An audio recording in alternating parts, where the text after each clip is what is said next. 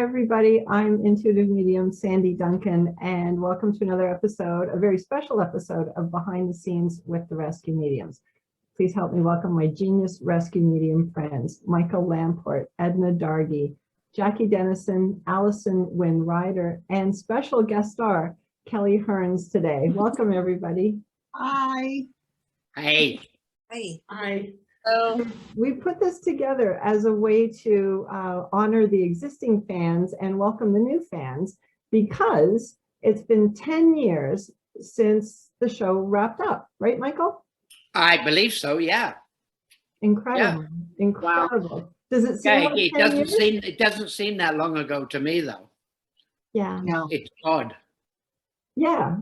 When you watch them all the time, it feels like they're still ongoing. Yeah. Yeah. We're not going to say wrapped up. We're going to say we're taking a break from. Yes.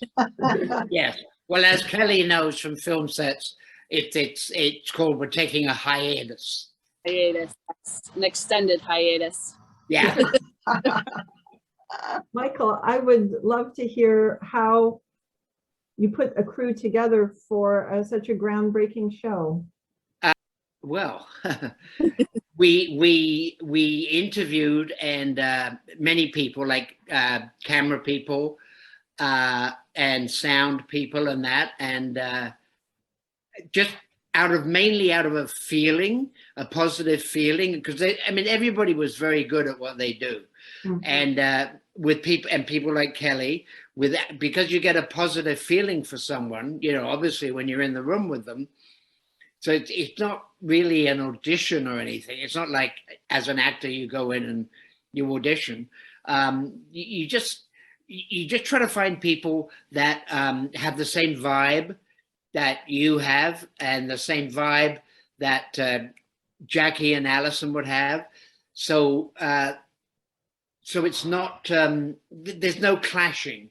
It's like everybody, it sounds really corny, but it's sort of like everybody gets along. And they really do, which is, again, as Kelly knows, because she does other film sets, isn't always the case. Sometimes people in film sets do not get along at all. But it was hard. And then, of course, we got Edna to agree, whom I've known for a long time, to come in with her expertise as a researcher. So in a way, it was a long process to get everybody together, but obviously a very fruitful one when it all happened. Yeah, absolutely. True as well. Like a lot of us still keep in touch with each other and stuff after 10 years. It's crazy, but we had a really great working crew. Definitely. We're family. Oh, sorry. We're family. Yeah. Yeah. Mm-hmm. I would say so. Kelly, were you familiar with the subject matter, or were you finding it a little unusual when you were approached to do the show?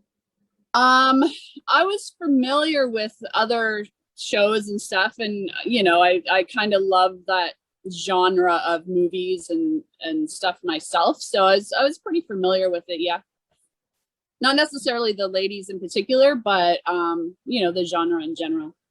Right. Yeah. Michael, did you have a hard time with anyone else explaining kind of the premise of the show? Because there wasn't really that much to compare it to, especially then. No, there wasn't. And I don't think I ever really explained to anybody what happens, except I would say things like, well, make sure with the cameras and the sound, everything's loaded. The batteries are functioning, although sometimes they went down because of spirit activity. But and I would just say, you know what? That just don't stop filming. Just point, shoot, and follow the mediums around, and then we'll give it to an editor and see what comes out of it. So there weren't any marching orders. It was just sort of like, show up on time, and we'll be good. It was so casual. Right. That's great. That's amazing. Jackie, what did you think before? Because as we just said, there wasn't much to compare it to go from doing your work to doing your work on a stage that was going to take you around the world? Well, because I've been doing spirit rescue work for a long time, you know, so it's no different, because when you're working with spirit, as Alison will tell you, you are totally in the zone. And so, and because we are so comfortable with our crew, who we've had mostly right from the beginning, this is the same crew, the same editors, you know, we've got the same team, you almost forget that they are there without showing them disrespect. But that's the great thing about the team, is that everybody just gets on with their own job. So Alison and I get on with our job, and Edna gets on with hers, Michael gets on with it, Kelly gets on with hers. You know, everybody gets on with their own job without sort of, you know, oh, we need to stop because you're in my way, or we need to do that.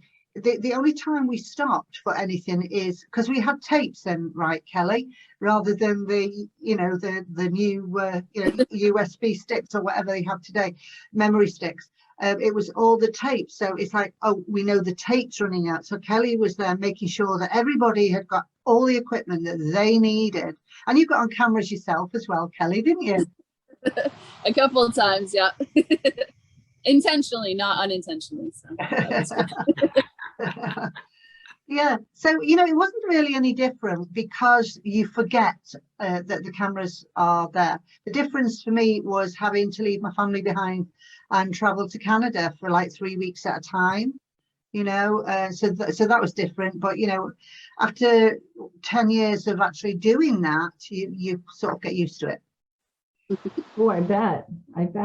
Allison, what was it like for you right at the get-go, knowing that you were going to come to Canada and have different experiences? It was sort of like a mixture of excitement and fear all rolled into one.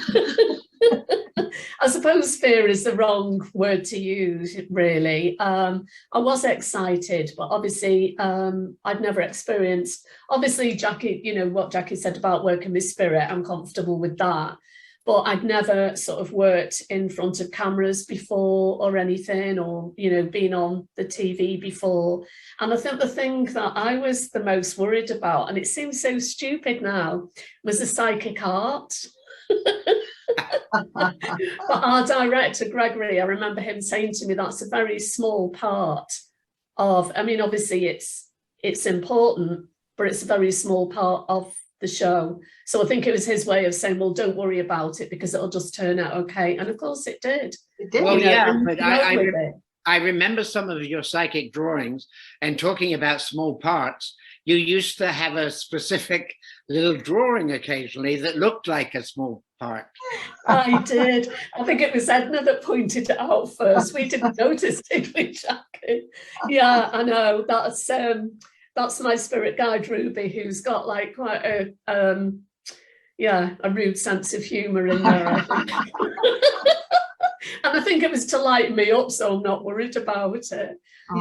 But it was wonderful, because obviously I was the new kid on the block. Everybody welcomed me with open arms. And when Jackie said family before, it didn't take long before that's how I felt. It was just amazing. And I think you do forget the cameras are there, but I remember a couple of times, Jackie, you had to turn me round because obviously you've been doing it and so experienced, you knew that obviously my back's to the cameras, they're not going to be able to see expressions on our faces and things. So it took me a while to think, right, okay, I've got to forget they're there, but I've got to be actually aware at the same time, so that I'm facing them rather than having my back to them. So that took a bit of practice, but it didn't take long. Yeah. So, and then I just didn't even think about it then. It just becomes second nature. Amazing. Yeah. Michael, how did you find people to be on the show? Well, myself and frequently Edna, and if she wasn't available, there would be somebody else from my office that would come with me. And initially, we just went out with sort of people that we knew through somebody and all that sort of thing to investigate. But as the show kept going, we received lots of emails, and we still do, from people saying that, you know, help, I need help, my house is haunted.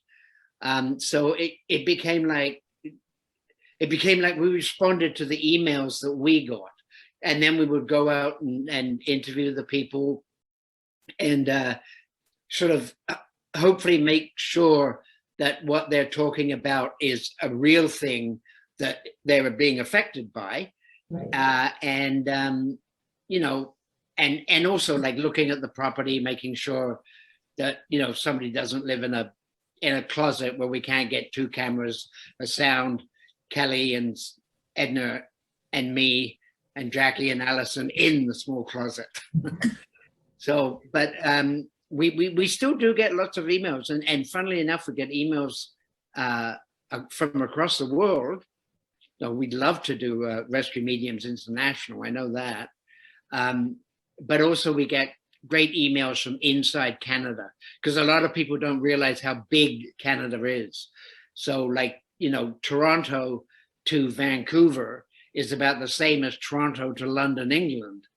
But we get emails from people in Vancouver saying, oh, well, could you schedule us next time they come over? And it's sort of like, that's going to be a little difficult.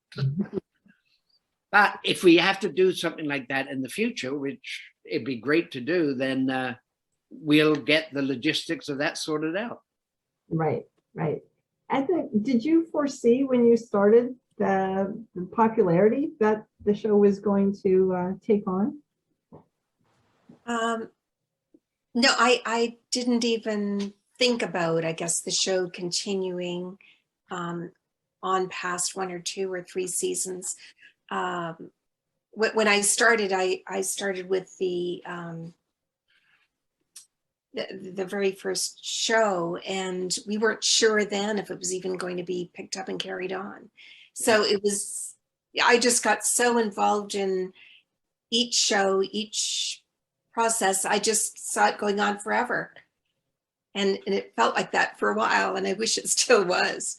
I wish it was too. I really, really do. In a way it is, because thank goodness for all the mediums, pun intended, that we can actually watch on right now. So if more people home, it's so electronic, we can watch. So if it's not on TV, we can certainly catch it online, which is a gift kind of in itself. But Kelly, we had done a show a little while ago about scary moments. Would you have any recall of maybe an incident you were involved in or something you were surprised about? Well, yes. Actually, I think I did experience quite a few, actually. Possibly the most of any crew member, maybe not Eddie, I don't know, but couple of short ones. I think we were in Port Perry, and it was early on, and so I was doing a lot of camera work, like off the basement by myself, shooting spider webs and things like that. And I happened to hear a child like kind of giggle. And obviously there was no children around. Wow. Yeah, so that was, I think, one of my first experiences. And I think later in the show, the ladies actually rescued a couple of children that had drowned. And I think there's actually a lot of children involved in that rescue. But yeah, that was the first one, I would say. And there were a lot. Wow. Now, had that happened to you before you joined the show, like throughout your life? Yes, but maybe I wasn't as aware of it. I mean, I was always, creeped out in a lot of places, I guess you could say, just overall creepy feeling. Right. I've experienced other things before the show. Yeah, interesting. I was just curious because sometimes if someone has that kind of, I don't know, aura, personality, whatever you would call it, it's to carry on to any situation that they're in. So yeah, exactly, and it did. And luckily, the ladies told me, taught me about closing down and keeping it at bay, kind of thing. So that really helped, and I still do that when I have bad dreams and things all the time. Good. Yeah, great. Yeah. And It's it helps. I get right back to sleep and I'm totally fine and it's great. So Oh, nice. I seem to recall you sleeping in a very haunted room, Kelly. yeah. Yeah, that's a bit of a longer story for sure. But yeah, that was many nights I experienced in a row. And they kind of got more intense each night as well. So Where was that? Which one? Which episode? Yeah, it was in Is it Churchill? yeah, it was Churchill, that's it. Yeah. Yeah. Yeah, and then we found out later, didn't we, that where you were sleeping was where in the past they used to lay the bodies out. So Yes. that I remember. I don't know if it was me that told you that or somebody else, but I remember you saying something along the lines of, "Oh, thanks." Yeah, it was interesting. The first night, my hand, like I was sleeping and my hands were tingling and like numb. And then the second night, it was my hands and feet. And then the third night, it was practically my whole body. And I felt like I could have been a corpse in a, not but Wow. yeah, it was, Wow. Jackie, I'm curious, how did you know Allison would be the perfect next partner for you? Well, I actually didn't choose Alison for the part. It was down to the network who chose Alison. I mean, she is perfect, and I actually think my nana chose her. She did. Your nana did. Yeah, my nana in spirit, because Alison wasn't going to come to the audition. I think there was about 17 people altogether in England and in Canada who were auditioning for that part.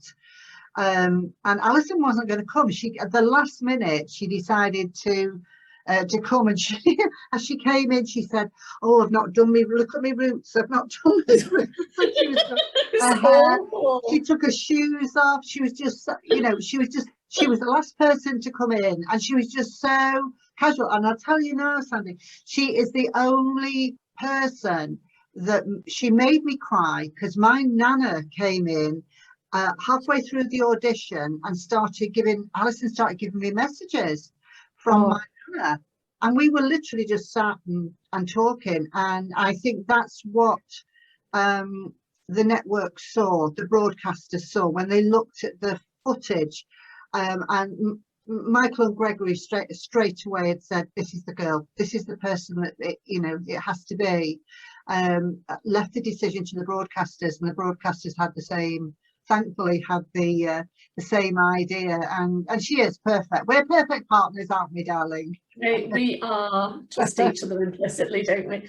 Do. I mean, I was asked at the last minute. It was chucking it down with rain outside, and I honest to God, I was soaking wet through. My hair was like plastered to my head, and it was my spirit guide that said to me, just outside, "You'll be okay. Just take your shoes off when you go in, like you always do." So I did, because that's what I do at home. That's what I've done before when I've been done at readings, even take my shoes off or any healing. I just thought, well, yeah, why not? It's because as far as I was concerned, I was going to go along for the fun of it and the experience, just to gain more experience. So, I was the last person that I thought that it didn't even enter my head, to be honest. When I got the call, I just couldn't believe what I was hearing.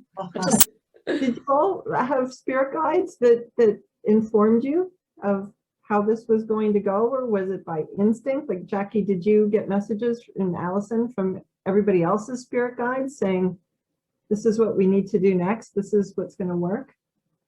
Yeah, I feel that was divinely guided. I think Jackie's spirit guides and mine had a good chat. They must have done. I just went, I don't know. It just sort of all slotted into place from how I can remember it. And it was just sort of such a natural process. I don't know. The thing is, Alison had never done spirit rescue work before. I've been along to one. That was all. Just one of you did. Yeah. Well, when we got the call, you know, when I got the call and then I called Alison, it's like, okay, we need to, she's going to be thrown in at the deep end here. So we need to have some some sort of training where she can get some hands-on experience here, because although she's a medium and is very more than capable of giving messages, when you're doing spirit rescue work, it's completely different. And I have been doing that for some time. So within a very short space of time, and we didn't have much time between being told and when we were going to go to Canada, we had a series, probably about 3 rescues that came in that, you know, myself and Steve Furlong, who's my business partner, we took Alison with us with our Feathers team to do some, you know, hands-on experience. But mainly the training came when we were in Canada, didn't it, Alison? Yeah. It's like how we worked together, our spirit team. Yeah. Literally on the job, because I just remember the first one where Jackie was overshadowed. I'd never experienced that ever in my life. And I'm literally thinking, I'm not going to swear, but oh my God, what did I do? And you can, it wasn't oh my God, it was something else. And you can see the camera zooming in on my shocked face, thinking, you can see all over my face, I ain't got a clue what I'm doing here, please help me. Because obviously there's all the dialogue going on with my spirit team. I'm saying to them, really, you've got to pull out the stops here because I don't know what to do, I've got to help, But of course they plan everything in and they know well in advance, you know, where we're going and what we're doing, because that's how we get their premonitions and the psychic art. They know. They've obviously been there beforehand. And, you know, they're the ones that are giving us the clues as to what we're going to find. But I think, you know, the first couple were sort of, they were strong in their own way, but fairly gentle towards, you know, during the first season that I was there as co-host. The second season, season 7, starts getting quite dramatic and very, very, very, very scary. So by then, you know, it was sort of having to learn on the job, learn very, very quickly, and just run with it. Just run with it. That was it. I mean, she's amazing. How she did that was totally hats off to her, because she was thrown in at the deep end. It was like, and it could be really scary in some very scary situations, and dealing with cameras as well, she hadn't dealt with before. Yeah. So amazing. She was obviously the right person for the right job at the right time. Yeah. Absolutely. Michael, was there ever a thought, even a little tiny thought, to change the format of the show? No, never at all, because the format was somehow, it was just a perfect format. Like, you know, the beginning, the arrival, which was, you know, comedic, finding out what they're going to for the viewer by stuff with the homeowners before, then Jackie and Alison's arrival, and then the discussions and the rescue and the cheers and everything. That format was something that I think worked very well. And I think the viewers really responded to that format. They were sort of like, because a lot of time, all of us, I think, we don't, if we're watching a show that we really, really like, we don't want it to sort of get a different format on us, because, you know, we like, what's going to happen? I don't know. They usually do this and this and this, and now they're not. So no, there was never a thought of changing the format. Thank goodness. Really. Edna, I would just like to ask as well, what did it feel like, I guess for you and Michael, when you knew these people were going to be on the show? The interview went great, the place checked out, the story checked out. What was that like? Do you mean when we found a place with the homeowners and everything checked off? Yeah. Right. Well, I think we were under such a time stressor in order to get homeowners lined up and homes and situations, because it was planned, well, the ladies would be arriving in, let's say, in 3 weeks. So now we need 4 to 6 shows back to back ready to go. Wow. So yes, having a good place to go to and knowing that I could start with the research and that was paramount. Wow. That's a lot. And how many, and I know we've heard before, but could you please remind us how many hours sort of per show went into the making of one episode? Okay, well, the actual, it was a 3 days of solid filming. And I believe, Michael, there'd be like 28 hours worth of film. I bet, Kelly, you know that one too. Wow. I don't recall the exact, there was a lot of videotapes. There were a lot. Probably, yeah, it was a lot. A lot. Yeah, it's a lot. And then we would have one day in between the filming, we would have 2 days on filming. Then I think it was one day off, and then the fourth day, as I recall, am I right, was the final set of filming. So for Edna's research, basically, you know, she had to cram all that into that 24 hours. So, you know, that was tough. Yes. Incredible. And I mean, even the physical conditions, you know, you would show up in snowstorms, or you would show up in different ways that always weren't conducive to an easy arrival, is what it was. Is that What was fair, your, Jackie? Kelly? That's what the was, magic of television.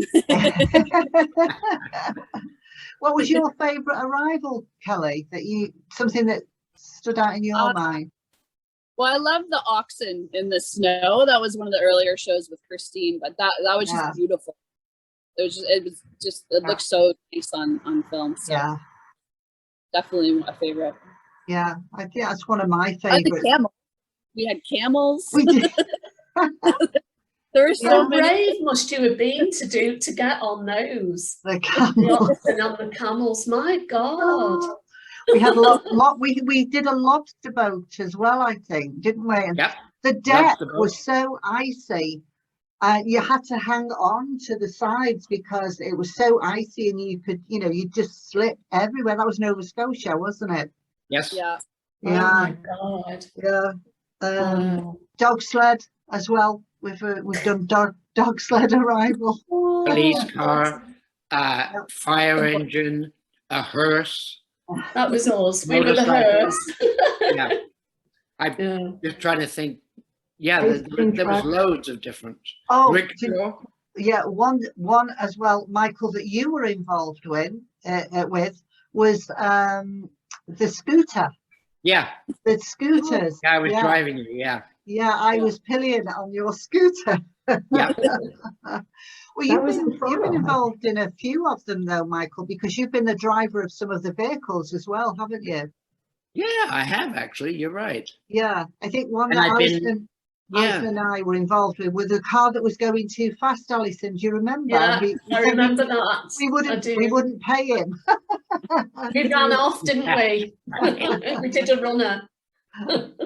Yeah, it's nice to do those cameos. Incredible. Just absolutely incredible. Kelly, is there one way that the show changed you that you still carry with you today? Well, I've never worked on a set as fun as that one. Oh, So just compared to what on what I'm doing now, just working with those guys in general, just that changed my life for sure. And yeah, I mean, meeting the ladies, that's definitely affected my life, how I do things differently. Like if I'm, experiencing things that I don't want to be. I definitely look at Ouija boards differently now. Yes. They have changed me for the good, hopefully. I mean, it's amazing. Edna, besides knowing that you can compile a ton of information in a really short period of time, what else was the biggest I don't know, takeaway or influencer from this show for the rest of your life so far? Well, that's a big question. I think, well, I enjoyed the experience so much. And again, I think the people that I met, many of the homeowners that were absolutely wonderful. And I'm sorry that we couldn't stay longer with many of them. We had to move on so quickly from one show to the next. There are some, though, that we were able to keep in contact with. And the crew, such a family, as Kelly has said. It was a wonderful, wonderful experience. Michael, if you were going to do a 2021, 2022 version, when you're going to do, is there anything you would change? Would you allow more time maybe with people? That would be ideal. The fortunate thing now, though, because, and I think the pandemic started this, and I think, I don't know if Kelly will agree with me, but before shows had to be that specific 30 minutes, right? Like 23 minutes and 40 seconds or whatever it is. But there now seems to be a lot of flexibility in how long or short a series can be. It doesn't have to be like an hour. I think it could be 45 minutes and then they would find something to fill in another 15 or something. So I think there's more flexibility, but my dream is for the next seasons to be longer, so that we can uncover more stuff, because as I think everybody knows, there was a lot of stuff that didn't make it to camera just because there wasn't the time. And I would like, I mean, that would also give Edna more time instead of cramming it all into 24 hours. Hooray. Her more time. and it will give our crew, no, they would still be working their bums off because that's what they do so well. But yeah, I would love it to be longer.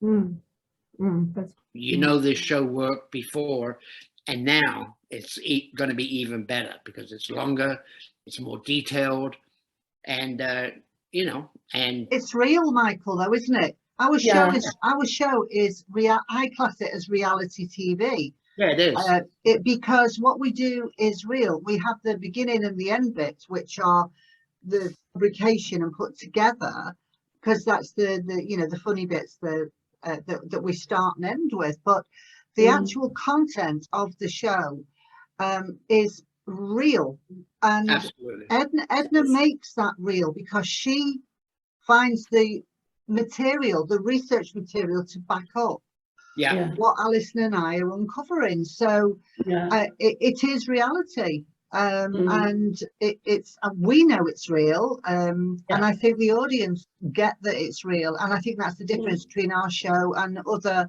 shows out there, even though they're great shows. I think we are real, and what you see is what you get with me and Alison. You won't see us. You won't see us sort of like being something we're not. No. What you get is right here. That's it. That would be hard. Do you know what it is for me as well, Jackie? The only bit that's sort of scripted, if you like, is the joke at the cheers. And I never got it right. Honestly, what people don't see, what the viewers don't see is like, okay, take 20. And it's like you only have to say a little bit. But the bits that you see in the middle, when we're having a joke with each other and we do these little puns with each other and it just sort of like rubs off on each of us, doesn't it? We're just saying that as it is. There was one, I can't remember which one I saw some tyres in the garden. So we ended up doing the rescue in the garden, and we saw these tyres there, like car tyres. And I'm like, "Are you tired, Jackie?" And then she said something back to me, and I just when you sort of look back at it, think, "Oh, that was actually quite funny," even though I say so myself. Laughing at your own jokes, type of thing. So that was the only bit, the cheers, that I had to remember what to say. Yeah, I'd never make an actress. I would have never made an actress. I wouldn't remember my lines at all. Yeah. Talking of actresses or actors, I know both Edna and Michael have both been extras, you know, in the show to portray the reenactment of what Alison and I were seeing. But Have you, Kelly? Have you been an extra? yeah, I think it was in Peterborough. I was I played a spirit. I was That's right. Yeah. So you didn't really see me, but I was there. Cool. I didn't know that. I'm going to have to go back and watch the episode now and go, I know that spirit there. You any more questions, Sandy, or should we do a cheers? Well, I'd written a little toast because this is an brilliant anniversary show, and you may do with it what you will. It's very short, and even though it may sound like it was written by a 4-year-old, I can tell you it was me. And if you're ready. We're ready. Ready? Yeah. Okay. I'm going to read it so I don't get it wrong. Oh, Kelly, I didn't even tell Kelly we were going to do a cheers. She always thinks ahead. 2006 to 2011, you all opened the door to show us a little bit of heaven. Edna with her books and smarts. Michael with his good looks, playing parts. Allison had shivers down her spine. Jackie made everything just fine. Happy anniversary to the rescue mediums. Nothing rhymes with mediums. There you go. Cheers. Brilliant. That was great. Cheers, everyone. Here's to many more. Cheers, everyone. Thank you, Sandy. Thanks, everybody. Cheers.